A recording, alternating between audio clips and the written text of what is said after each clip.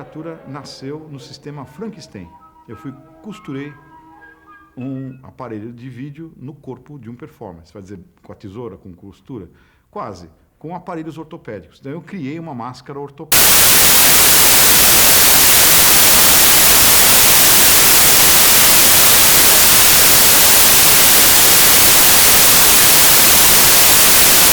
No corpo de um ator, isso aí chamou-se videocriatura. E as primeiras videocriaturas apareceram. Apareceu uma primeira, apareceu uma segunda, cada uma delas fazendo um trabalho técnico exploratório das duas coisas. Da possibilidade da linguagem vídeo, da possibilidade da linguagem teatro. Mas que é isso, chiquitito? É que eu não sei mentir, cara. Eu não vou falar boa noite pra essa gente, não.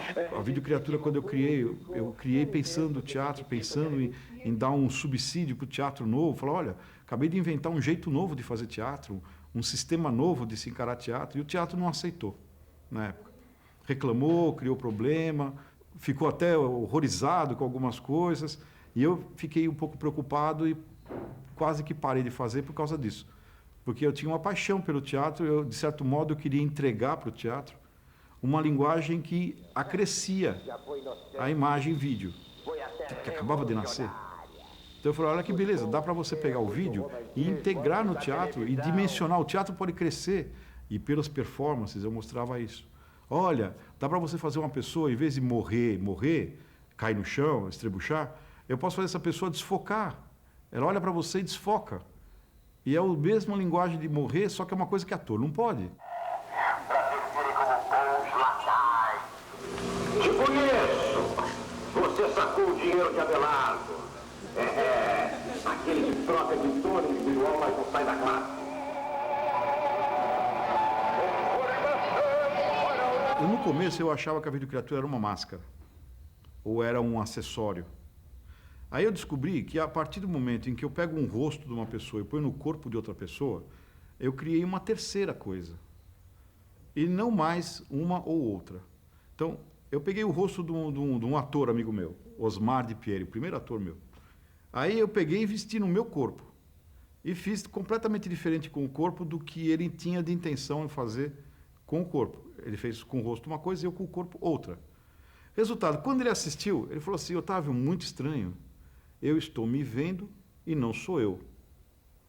Eu falei, engraçado, eu estou no palco e não sou eu. Aí, desse papo, a gente chegou à conclusão que a videocriatura não é mais quem faz o rosto e quem faz o corpo, mas uma terceira pessoa híbrido dessas duas. É o conceito muito difundido no pessoal teórico do híbrido, que o híbrido não é mais nenhuma nem outra, é o mestiço. Ele tem características das duas, defeitos e virtudes das duas. Com isso, a videocriatura não é mais um acessório de teatro, não é mais uma performance de um artista, mas ele é um ser híbrido. Você também não vê o ator? Você vê um ser híbrido. Você vê uma coisa só amalgamada lá. Esse amálgama exemplifica muito bem o que eu chamo de multimídia. Não é o ator, não é teatro, não é performance, não é televisão, não é vídeo. É uma outra linguagem que é uma videocriatura, né? Então, levando isso para o palco, eu queria fazer tudo isso e minha pesquisa começou com 525 linhas, nesse sentido. E foi embora daí para frente. Então, a partir da hora em que eu comecei a criar os capacetes interativos, que eram sistemas que tinham câmeras, que a pessoa vestia e o rosto dela ia parar na criatura. De vários modos até, eu podia até inverter de cabeça para baixo, podia manipular. Mas puro, ele saía do rosto da pessoa e ligava direto no rosto da videocriatura. E na videocriatura tinha uma pequena câmera que fazia o retorno. Então o cara, olhando para um monitor, ele via o que a videocriatura enxergava. E a videocriatura tinha o rosto dele. Então com isso eu criei uma relação direta, só que de um corpo que não é dele num rosto que não é do outro.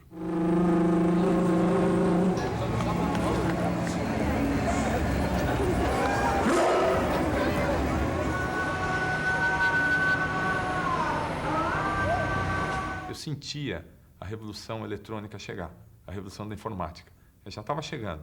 Eu estou falando aí dos anos 80, tá bom? O 525 linhas é de 89, eu entrei no CPT em 84, mais ou menos, e esse processo veio de 82, na minha cabeça, que a informática estava acontecendo assim, se disseminando. A última videocriatura é a imersiva, uma videocriatura imersiva, que ela se dá o luxo de você olhar para ela, ela é uma criatura, só que ela tem um tubo na frente. Então o que acontece? No fundo desse tubo você vê o rostinho da menina que está aqui, por exemplo. Aí o que acontece é que você encaixa o rosto lá e você enxerga só o rostinho dela. Não tenho medo. Mas ela te pega pelas mãos, te põe a mão no colo, te faz cócega, te pega. Então você tem a tua vista vê o rosto muito perto e sente o corpo todo por presença, por toque. Aí o que ela faz no vídeo? Ela dá um passo para trás no vídeo e mostra que está na praia. Eu estou na praia. Aí ela começa a pegar você pela mão e fala, vamos passear. E puxa você e você começa a andar na praia. O vídeo anda no ritmo que você anda, porque é ela que conduz, e você começa a vivenciar tudo o que acontece no vídeo. E no vídeo tem eu levo para tomar banho de cachoeira e você se molha.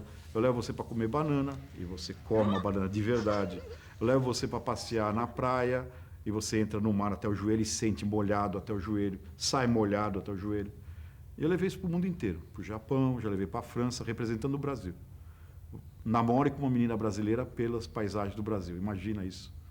No mundo inteiro o que deu. Ela é a bateria, ela não tem nenhum problema de cabo nem nada, é uma criatura livre. E eu faço imersão low-tech, em que a dúvida minha é, o que é virtual? Virtual é o que você vê. E auditivo é o que você ouve. E se você está sendo tocado por uma mulher e no vídeo tem uma mulher, o que você vê é uma mulher, o que te toca é uma mulher, então é real. Tem uma banana, aparece a banana no vídeo e você come a banana, então a banana é real. Então, na verdade, você está tendo uma outra vivência do real, não do virtual.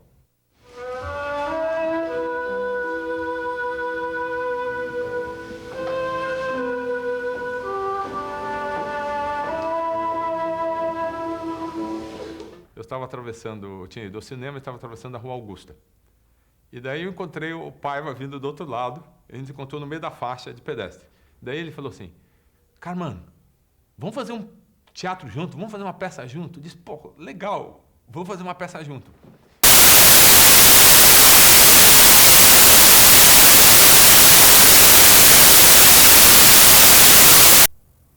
Conversando com ele, ele me convidou para ir para o CPT, que o Antunes, na época, dividia 3 grupos subalternos ou secundários que faziam pesquisas e projetos sobre determinado tema. Ele me convidou para ser o dramaturgo desse grupo. O Ricardo nunca tinha dirigido uma peça, eu nunca tinha escrito uma peça, e o elenco, a grande parte dele era iniciante. Então nós ficamos muito tempo naquela salinha do CPT pesquisando sobre o pós-modernismo. Então isso aconteceu em um momento em São Paulo, 1988, 87, por aí. Daí as coisas rolaram e eu encontrei, o Marcelo foi trabalhar lá no Antunes também, lá no CPT, estávamos todos lá no CPT naquela época, né? E era um momento super fértil do CPT, uma coisa maravilhosa acontecia lá dentro. E daí a gente começou a trabalhar juntos, eu, o Marcelo, etc., e começamos a desenvolver um projeto. Tinha essa questão da imagem, da presença da imagem em tudo que é lugar. A gente estava estudando a coisa da pós-modernidade, da espetacularização da vida cotidiana, né? E de como o virtual, a imagem virtual, ela era tão distante do real, né? Então havia essa discussão lá, e isso foi entrando dentro do nosso processo e foi virando um espetáculo. Eu sou você, se esqueceu? Não, não é. É só minha imagem, só. Realmente.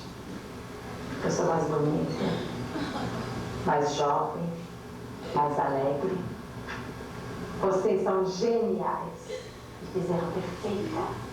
Era uma história de amor, mas que envolvia todas as teorias, né, de como a imagem no mundo atual influenciava as pessoas, né?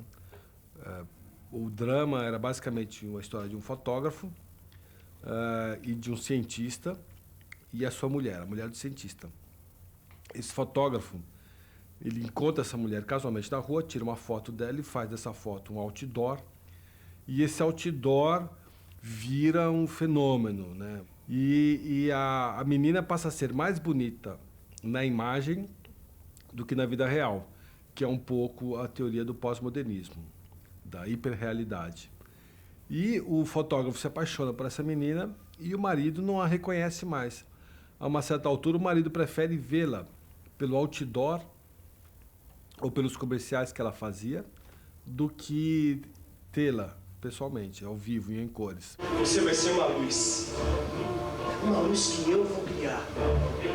Você é minha Mona Lisa, a minha Pietà. 525 linhas de luz, transmitidas em rede para todos os lares. Para ser amada e desejada. As fantasias, Estela, podem ser reais. Isso virou uma história de amor entre uma pessoa real e uma imagem, um personagem virtual, de fato. E pensávamos assim usar os multimeios, todos que estavam disponíveis, etc. Toda essa dramaturgia criada, com os ensaios, o Ricardo viu casualmente a videocriatura do Dona Anassi e achou que tinha tudo a ver. Quer dizer, que era exatamente isso, porque a videocriatura é um ser humano com uma cabeça de um monitor que reproduz outro ser humano, ou uma boca, ou um olho. E achou que a gente podia fazer uma associação com o Otávio e explorar o recurso da videocriatura. Conheci o Otávio na Estação Ciência, ele estava no trabalho lá, fiquei absolutamente encantado quando eu vi as videocriaturas, né? Ele fazendo aquele palhaço, eu disse, é isso, eu fiquei encantado, né? O Otávio foi mais além ainda e criou o Vídeo Vivo, que era uma tela em que a gente transmitia uma imagem, a imagem dessa modelo, desse comercial, e o personagem, o marido dela, conseguia fazer amor com a tela. Era uma tela elástica e que a atriz verdadeira ficava atrás da sua imagem, então ela dava uma terceira dimensão àquela imagem e num dado momento ela conseguia ir para fora da tela e seduzia o cara completamente. Então chega a década de 90 e eu estava fazendo uma videocriatura chamada Vídeo Vivo. O Vídeo Vivo era uma imagem tridimensional que saía da tela, uma mulher, e se relacionava com um homem bailarino que ficava do lado de fora da tela. Então ele ficava apaixonado por essa mulher e que estava dançando nua. E ela dançava nua na tela. Até o momento em que ela chega no limite da tela, a tela de tamanho natural, do tamanho de uma pessoa, 2,5 por 3, e ela estica a mão para fora e a mão dela sai em forma de esticar a tela. Aí essa personagem começava a se relacionar com essas partes que saíam para fora e tentava enfiar a mão para dentro da tela também.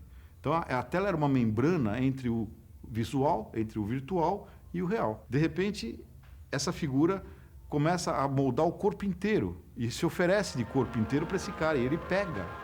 E é lógico que o trabalho chegava num ponto em que ele, se apaixonando, se joga contra a tela, porque ela faz uma sacanagem. Ela vai para segundo plano. Então ele não consegue tocar mais ela porque ela foi para o segundo plano da imagem. Aí ele se joga de cabeça na tela e a tela faz um flip, engole ele e ele vira imagem. E aí eles ficam dentro da tela se amando. Chora, Estela! Você agora é uma estrela, menina. Você não tem problemas. Assim, chora, vamos.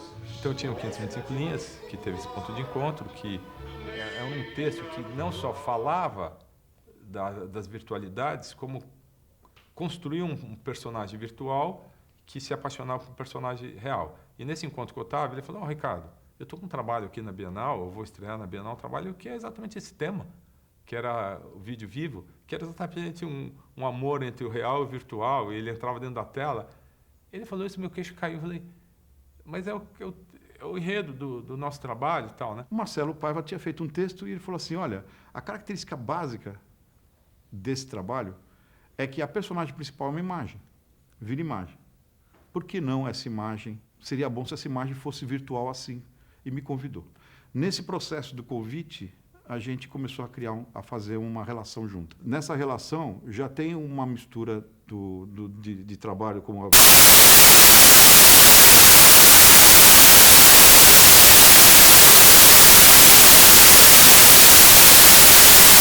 foi 525 linhas. Mas eu acho que o 525 linhas talvez tenha sido o primeiro espetáculo realmente multimídia em São Paulo. Ou um dos primeiros, com certeza, a usar um projetor de vídeo. Tinha um montão de televisões em cena. Eu não tenho lembrança de outros espetáculos naquela época que tenham usado esses recursos, né? Então era interessante porque era a primeira peça de um diretor, a primeira peça de um autor, a primeira peça da maior parte do elenco, feita de uma maneira totalmente nova, experimental, que unia duas linguagens, a do teatro e a do vídeo, né? Num bloco muito integrado, assim. Esse processo foi tão influente da vida de todo mundo que eu parti para a dramaturgia ortodoxa. Depois eu acabei mexendo um pouco mais nos conceitos. E o Ricardo partiu para esse tipo de teatro mesmo, teatro com uso de tecnologia, feito em espaços não convencionais, e que misturam vários tipos de linguagem e que até segue uma dramaturgia, mas não é absolutamente escravizado por ela. E é uma parceria com o Otávio Donassi que rendeu grandes espetáculos marcantes. Foi o primeiro texto de teatro do Marcelo. Então ele também estava iniciando na dramaturgia. Tanto é que estávamos no CPT todos aprendendo essas coisas, né? Então, foi um exercício dele, meu, dessa dramaturgia. Essa interferência minha já alterou o texto dele, né? E o Marcelo, ele é formidável nesse sentido. Ele é uma pessoa super aberta e inteligente, e ele não tem problema de participar, de comungar com outras cabeças, com outras ideias, etc., né? Então, eu entrei e trabalhamos bem juntos. Daí, quando o Otávio entrou, o texto já estava bem adiantado. Mas teve alterações. Teve um momento do final, porque a gente tinha um problema de como terminar o espetáculo e como encaixar. Daí ele trouxe o vídeo vivo para dentro do espetáculo, então tinha que adequar algumas coisas, né? Então, sim, o Otávio interferiu também. O processo de criação se transformou num processo coletivo de 3 cabeças, no mínimo. O Marcelo também se metia em tudo, cara, na direção, no vídeo. Era uma coisa bem coletiva, viu? Uma criação bem coletiva.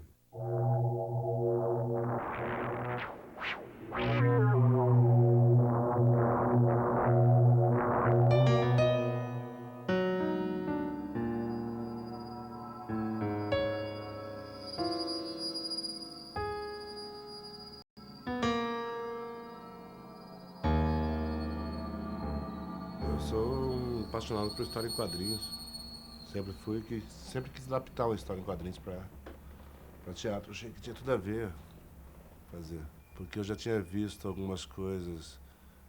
Por exemplo, a Beth Lopes fez Rubem Fonseca, mas era um texto literário que ela usou a linguagem de quadrinhos, né? Eu queria fazer o contrário, eu queria pegar quadrinhos mesmo, usar a linguagem teatral, misturar um pouco.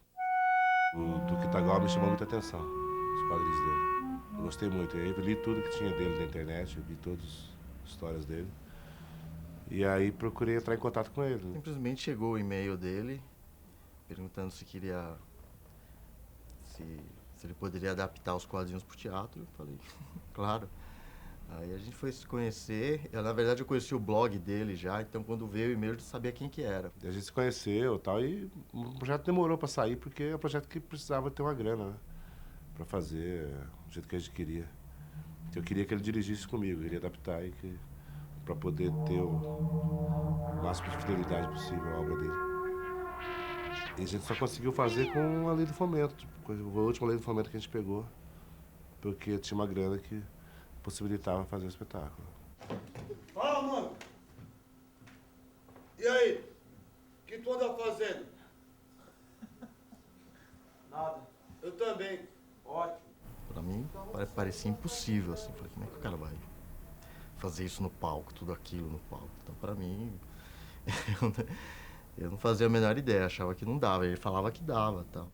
Aqui. Você ficou completamente maluco. que o cara é pobre.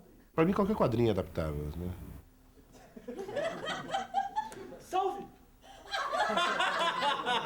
Gente boa! Poderia nos ajudar? Sabe como chegar até a avenida? Beleza! Eu vou explicando no caminho.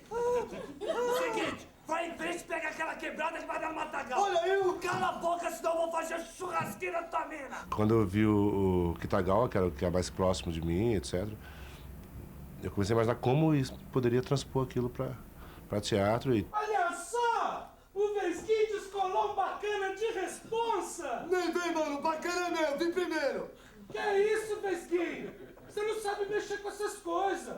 Seu negócio é outro! Melhor jogar na mão da competência aqui! Aí eu comecei a ter ideia da projeção, do cenário. E, na verdade, veio aparecendo a partir de conversas que eu tive com ele, com outros atores do grupo também. Falei para chegar pro Gabriel, que é o cenógrafo, falar assim: Gabriel, é possível fazer isso? Você acha que dá pra gente fazer isso e tal? O Gabriel sugeria coisas, quer dizer, então, na verdade, a gente foi um trabalho conjunto a partir de ideias que eu tinha, mas sempre vendo se era possível viabilizar isso ou não. Aí eu escolhi as histórias que eu achava que podiam ter uma ligação com essa coisa de ter essa coisa do universo urbano, etc., que a gente pudesse ter um cenário que não precisasse mexer muito e, ao mesmo tempo, pudesse ter todas as histórias ali. Acender o pavio da história. Quem elaborou todo o roteiro do que ia ser projetado, do que ia se passar no palco foi o Mário. Todos os desenhos projetados lá foram os desenhos originais que saíram nos quadrinhos. Adaptei o rosto dos atores em cima dos rostos originais para ficar mais parecido. Eu escolhi o elenco a partir dos personagens, quem que parecia com esse personagem. Por exemplo, quando tem um personagem que é a cara do Paulo de Tarso. Então, antes eu pensei, puta, o Paulo de Tarso tem que fazer esse personagem aqui, porque é a cara dele. E aí fui chamar ele ninguém nunca tinha feito teatro na vida, achou que não podia fazer. Eu falei, não, você vai conseguir fazer. Ele fez bem pra caramba. Os outros personagens também, né? O Batata, quer dizer, é meio a cara dos personagens do Kitagawa ali, então, na peça. Fui vendo o que dava, por exemplo, para ter movimento.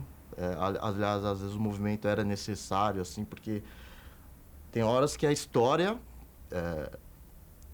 se passa na projeção, né? Esse que é o detalhe. A projeção não está lá só para agregar alguma coisa, assim. Ele está lá, se você tirar a projeção, a peça morre. Então, quer dizer, houve uma mistura narrativa que é de quadrinhos, também é meio de cinema, porque tem movimento também. Alguns quadrinhos eu fui lá, descolei o carrinho assim do desenho e fiz ele deslizar assim. E não foi assim complicado, foi complicado tecnicamente lá, eu tive que aprender a mexer nos programas lá. E o roteiro foi o Mário que fez, ele falou, essa parte aqui vai pra projeção. E aí eu já sabia, então vou fazer a sequência lá com o carrinho, lá andando e tal. Aquela sequência tá nos quadrinhos mesmo. Não houve muita dificuldade, assim. Meu irmão, dá uma bela máscara. As luvas de borracha que a mãe usa para lavar louça. Os óculos da natação. Vão ficar da hora. Eu já esperava aquilo mesmo, esperava um resultado bacana. Eu fiquei contente de poder contar com a equipe que eu contei. Isso foi bacana porque eu chamei os atores que eu queria, os atores trabalharam, teve uma colaboração imprescindível do Kitagawa o tempo todo me ajudando na direção, dando ideias, sugerindo coisas, etc. E os dois operadores eram brilhantes, que eram o Marcelo Montenegro e o Douglas Kim, que eram importantes, dois operadores muito bons, para pudessem o tempo todo estar praticamente contracenando com... Se tem um erro técnico ali, acaba com a peça. E os dois operadores eram muito bons, então na verdade, eu tive a sorte de ter essa rapaziada trabalhando junto. O interessante é que ninguém da equipe tinha experiência com esse tipo de linguagem, projeção. Foi a gente que foi lá e se virou. O Gabriel fez lá o telão, a gente tive que montar um sistema lá para o cara poder controlar a projeção, porque a projeção não é um filme que simplesmente roda. O cara tem que ir lá, tem que estar acompanhando a peça lá para...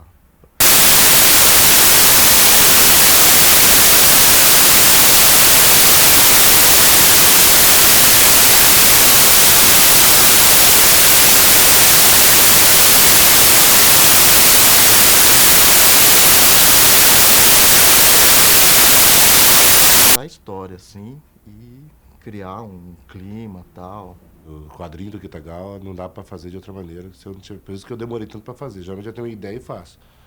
Né? Daqui uma semana a peça está pronta. Mas no caso do Kitagawa não era possível. Enquanto a gente não tivesse as condições técnicas para eu brincar de multimídia mesmo, de ter... Não dá para chegar com os personagens dele em cena como eu faço com os meus e ponto final, né? Sem nenhuma condição técnica, assim, de misturar mesmo as linguagens, etc. Então, na verdade, eu precisei fazer isso. E é claro que eu gosto pra caramba do resultado. Quer dizer, então isso me interessava muito brincar com isso. Se eu vou fazer algo parecido daqui a algum tempo, não sei. Depende do que o projeto me interessar ou não, entendeu? Enquanto eu não tiver grana, eu não posso fazer. Então eu vou ter que fazer minhas pecinhas de mesa de bar, com 2 cadeiras, com 2 atores conversando, que aí eu posso fazer, sem dinheiro nenhum, e faço, não tem problema nenhum. E gosto de fazer. Mas algumas peças pedem isso, né? Exigem isso mais do que pedem.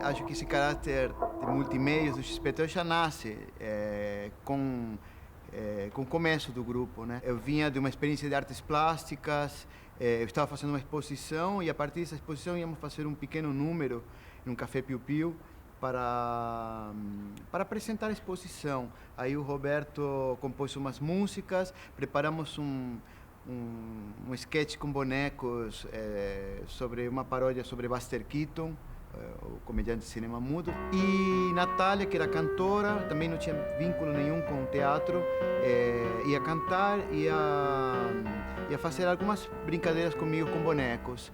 E praticamente aí nasce o XPTO. A gente se apresenta, um amigo nosso vê, é uma coisa muito curta, 15 minutos, e ele fala: por que a gente não dá continuidade a isso? Vamos se juntar para tocar esse projeto, assim. Aí o Beto traz uma ideia de nome, que é XPTO. Havia quase uma negação de fazer teatro. Nesse primeiro momento, a gente não queria muito fazer teatro nos moldes mais tradicionais. Queríamos fazer uma ponte entre a música e o teatro, né? Talvez mais do que negação, houvesse um desinteresse, na verdade. Nós não pensávamos em fazer teatro, na verdade. A gente queria fazer alguma coisa para as pessoas que a gente convivia, para os amigos, onde eles estivessem. E eles estavam mais nas casas noturnas, nos clubes, do que nos teatros na época. Então, era uma busca um pouco de um vínculo com outro tipo de linguagem, com uma linguagem que comportasse essa mistura, né? Até hoje a gente fala que o XPTO trabalha com mistura de linguagens, né? E, para mim, na época, tinha uma luta quase de encontrar na linguagem o motor do que se quer dizer. Porque eu sentia um pouco... Eu vinha de Argentina, de um momento bastante sério politicamente. Assim, eu vim para o Brasil, que estava também saindo da ditadura, mas já se vivia um momento, digamos, mais pacífico, de abertura. E esse momento de abertura, eu sentia que a gente não podia ainda continuar chorando e continuar fazendo aquele teatro de resistência, de luta. A gente tinha que partir novamente para encontrar na poesia, para encontrar coisas que falassem desse novo momento, esse renascer, né? E esse renascer, para mim, passava muito pela linguagem. É uma coisa que é delicada, porque eu acho que a linguagem, ela traz uma transformação. E sempre se fala dos anos 80 como anos perdidos. Eu nunca entendi isso. Para mim, os anos 80 foram extremamente ricos e a riqueza passava justamente por renovar o discurso. Havia uma necessidade de renovar o discurso que se tinha Mesmo até porque esse momento. já se pronunciava essa coisa da queda do Muro de Berlim, que viria nos anos seguintes. Isso aí meio que já estava meio no ar. Não era aquela primeira leitura que havia nos anos 70, né? Que você é isso ou é aquilo. Os anos 80 já pronunciavam que a coisa ia ficar de outra forma dali a pouco, né? Que aconteceu realmente em 89, com a queda do muro, que aí a coisa se estabeleceu, né? Essa falência das ideologias. E acho que por aí que um pouco que a gente foi tomando esse rumo, né, de encontrar uma necessidade muito grande, quase fazer um grupo de teatro que fosse uma banda de rock, ou seja, eu não tocava instrumento, meu instrumento era os bonecos, era o trabalho de ator, mas o espírito era de banda de rock ou de banda punk, a gente um pouco flertava com esses... Eu acho que também... Eu creio que boa parte do impacto que teve o XPTO quando ele chegou no meio artístico era justamente esse frescor que vinha do nosso descompromisso com fazer teatro, com a linguagem teatral. Eu creio que o impacto, a Infecção Sentimental Contra-Ataca, né, que foi um espetáculo que de alguma forma projetou o XPTO, acho que tinha esse frescor, a gente não tinha uma pretensão de fazer teatro. E isso de alguma forma acabou... nos dando criando uma pertinência no nosso trabalho naquele momento em relação à linguagem teatral mesmo, ao meio teatral.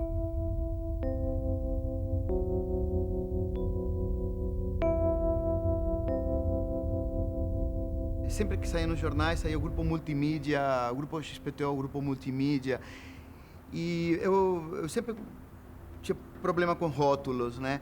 Ao mesmo tempo, assim, era muito incipiente, quando a gente estava fazendo Infecção Sentimental Contra-Ataca, quem tinha vídeo, assim, um vídeo caseiro para você fazer, para gravar, era uma amiga rica, era a única que tinha um vídeo para gravar. O aspecto multimídia, a 25...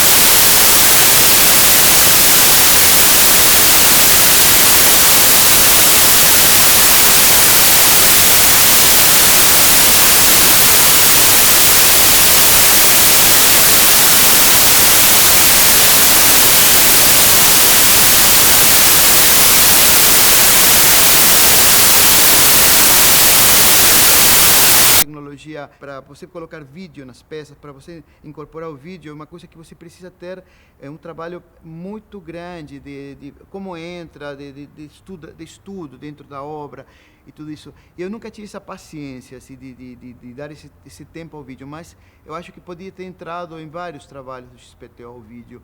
E nesse espetáculo que foi feito no Centro Cultural e foi feito no Teatro Mambembe, se chamava Cronos.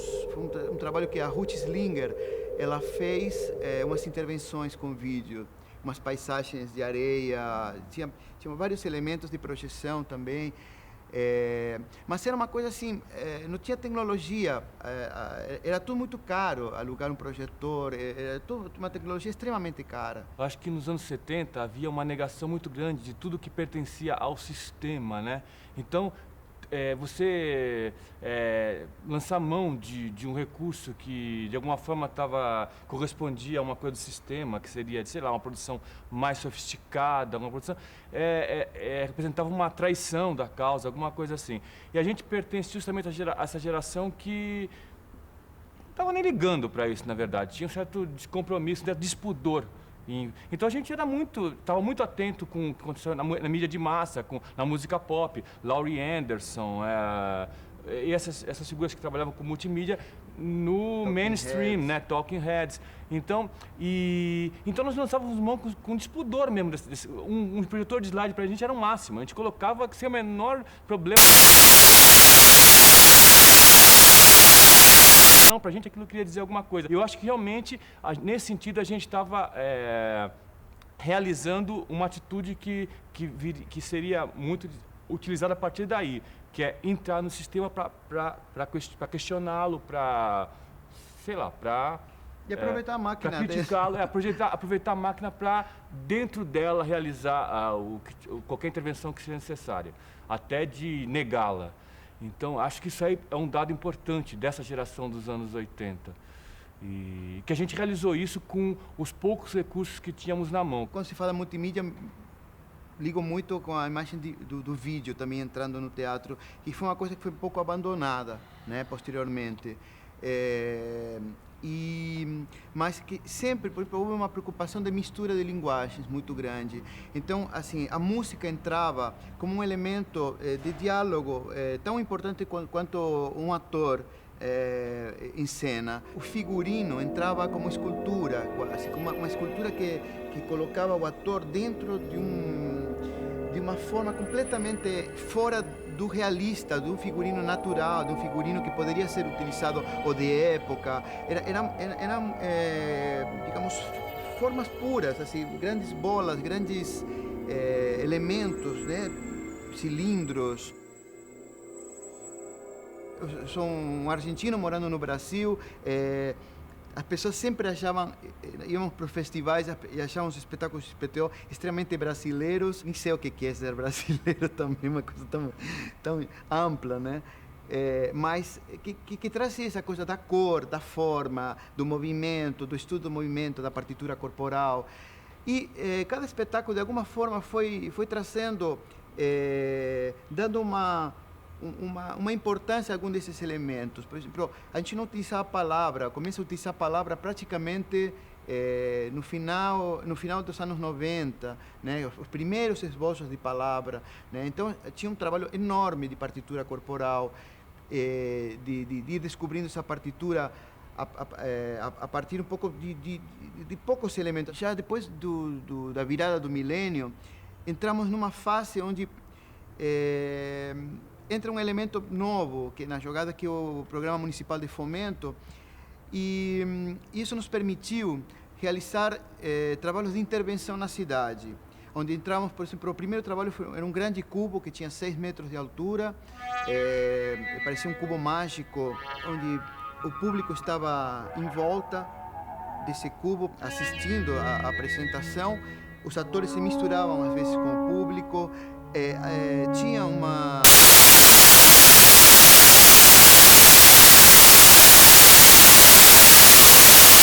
trabalhar uma dramaturgia em paralelo, que eu realmente acho que isso é uma linguagem onde hoje em dia a gente trabalha muito com hiperlinks e com o pensamento das janelas do computador, que a gente o tempo inteiro trabalha com 3, 4 programas ao mesmo tempo, está trabalhando com a multiplicidade de coisas acontecendo. E isso também, de alguma forma, aparecia na obra, onde se estavam discutindo coisas diferentes, o público acaba juntando essa discussão, mas que, na verdade, assim, tem pessoas falando um tema aqui em cima, no andar de baixo é outro tema, e outro tema no primeiro andar, e todos eles se relacionam, né? Eu acho que isso, para mim, sei lá, entramos por um caminho de uma busca de um tipo de dramaturgia onde a fragmentação e a justaposição trazia elementos que começavam um pouco a pipocar nesse momento, né? Era uma necessidade de uma nova dramaturgia que contemplasse esse tipo de coisas, que tem a ver com a vida moderna, que tem a ver com a multiplicidade de focos, né? Que a gente vive hoje em dia, né? E sei lá... essas buscas do espaço, eu acho que conclui, de alguma forma, em Pulando Muros, que é um espaço onde a gente trabalhou sobre o tema dos muros internos, os muros sociais, os muros econômicos, os muros entre os países, e criamos um espaço onde o público era o tempo inteiro movimentado por um lado e para o outro através de um grande muro que deixava todo mundo apertado, ampliava o espaço e ele tinha uma vida. A cenografia se transformava em um ser vivo, né? Ele ganhava um status de personagem também, no sentido que ele era capaz de modificar situações e momentos, né? Intervia drasticamente na dramaturgia, né? A cenografia ela tinha um papel importante de intervir na dramaturgia, na condução da dramaturgia.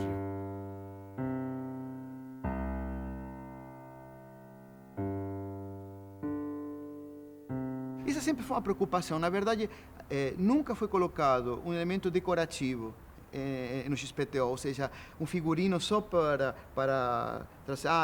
é a mãe, é o pai, é o filho, ou uma música para criar um ambiente emocional somente para o personagem. Na verdade, assim, os personagens pulsavam. Era quase uma batida de coração, era a própria fala do personagem na música. A música tinha essa coisa. Em alguns espetáculos, a música ela conduz a narrativa mesmo. Você lê o espetáculo inteiro pelo som, pela música, na verdade. Ela tem uma condição narrativa. E os atores, eles dão tônus a essa condição narrativa, mas a música já estabelece. Entre as flores havia um vagalume, e a lua feria com um raio a água. Então eu sonhei com a canção e nunca cantarei. Com a canção e nunca cantarei. Essa dramaturgia que a gente tinha criado sem a palavra tinha uma densidade tal que na hora que a gente foi para a palavra complicou, porque a palavra, o discurso em prosa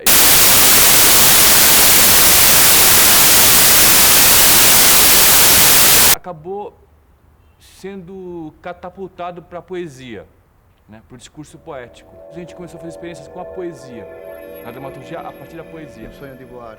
No sonho de voar, porque para mim, pelo menos, tinha uma coisa assim, era uma forma de dar conta daquela densidade que havia na coisa da imagem. É como que o tempo inteiro, nas obras do XPTO, a gente se aproximou de um universo não necessariamente onírico, mas que de algum momento deixava o espectador com multiplicidade de leitura. Tem espetáculos que a gente viajou em diversos países. A Infecção Sentimental, a gente apresentou um espetáculo extremamente urbano, São Paulo. Um paulista vai olhar e vai falar, isso é um espetáculo, está falando de São Paulo, claramente, sacos de lixo, figuras de canos que andam entre os lixos. E nós fomos para a Iugoslávia.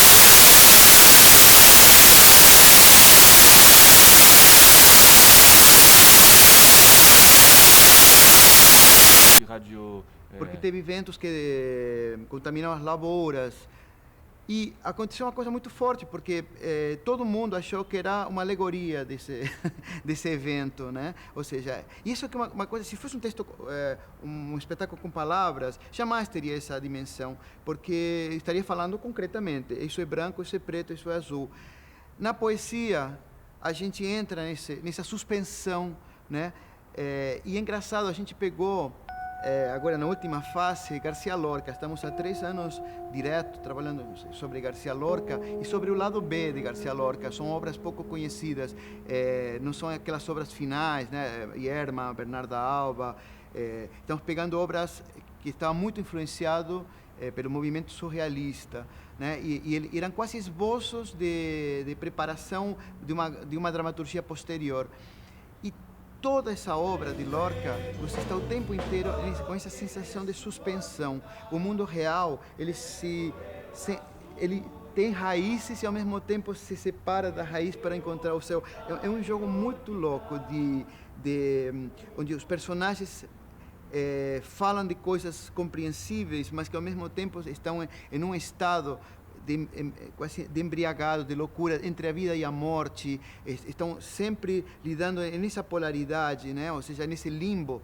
E é muito difícil encontrar. A gente teve que fazer um trabalho enorme com os atores para encontrar essa suspensão e sair do realismo, sair de uma fala que traga que seja concreta, que traga concretude dos personagens, justamente para deixar eles em um estado de poesia. Né? E acho que a gente está um pouco nessa viagem agora. E acho que a poesia digamos, de alguma forma, é o ponto que junta com esse trabalho de busca através da forma, através da música, através de elementos que não são discursivos, são elementos, de alguma forma, que sensibilizam por todos... Por serem multimeios. Por serem multimeios, né? Mas, por outro lado, a poesia é um desafio muito grande de ser levado ao teatro. O amor é a ânsia constante de chegar ao mundo. Mas se existisse um, seria a negação do amor. A gente entra num plano do símbolo, né? do simbólico. E você começa a entender que clareza que tem o autor, como ele entra numa loucura, numa grande viagem de poética e de símbolos e de elementos de uma profundidade de cultura geral. Porque a palavra ela é traiçoeira, né? A palavra, porque ela te remete para a prosa, de cara. Colocou uma palavra, você já quer achar onde que está o discurso linear da coisa, onde que está a lógica do que está se falando. E o Lorca, ele consegue criar isso, e sair disso, ele consegue deixar o espectador no estado em que as palavras começam a ser pinceladas numa tela, assim. Vai pincelando e a paisagem se forma por pinceladas, assim. E esse estado é um estado maravilhoso de conseguir na plateia, e o Lorca consegue realizar isso. Então, pra gente, isso é uma escola muito grande. Não podia te ter quando era solteira, mas agora, casada, te encontrarei, tirarei tua roupa, casada romeira, quando o escuro da noite vier. Quando montamos a Aleluia Erótica, como eram fragmentos de textos do Lorca, então aquilo ainda dava um espaço para ter uma ação musical deliberada e tal, que complementasse as cenas. Quando a gente montou o Público, que era uma dramaturgia inteira, fechada, um texto denso, grande, tinha um volume mesmo de palavras, né, coisa para ser dita, eu comecei muito com o pé atrás, assim, a trilha. Eu falei, bom, chegou a hora de eu ficar miudinho, fazer pouca coisa, eu vou complementar apenas esse monte de palavras e vou ter que fazer uma trilha bem menor, reduzir muito o que eu faço, a minha interação com o espetáculo.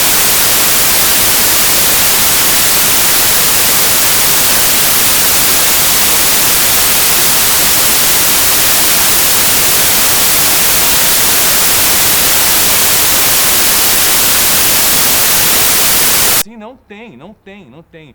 E a música...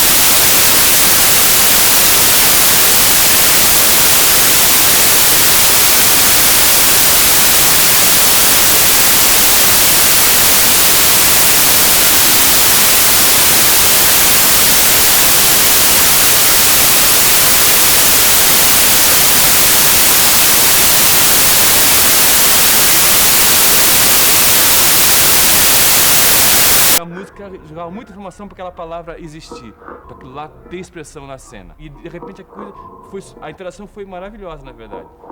Havia muita música e havia muita palavra. Uma coisa não excluiu a outra.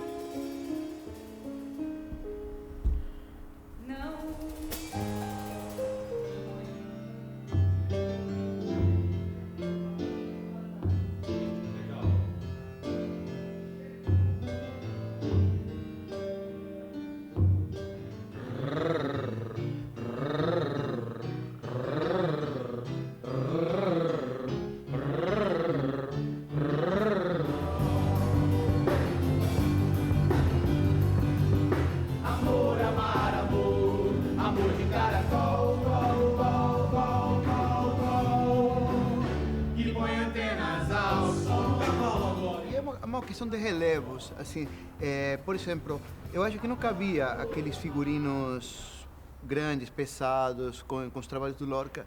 A gente optou por ir por materiais, por outra qualidade de material. Mas, por exemplo, tem uma hora que um personagem, uma donzela, tem um flerte com um marinheiro e com um estudante. Então, assim, é uma cena de mar, onde as rubricas...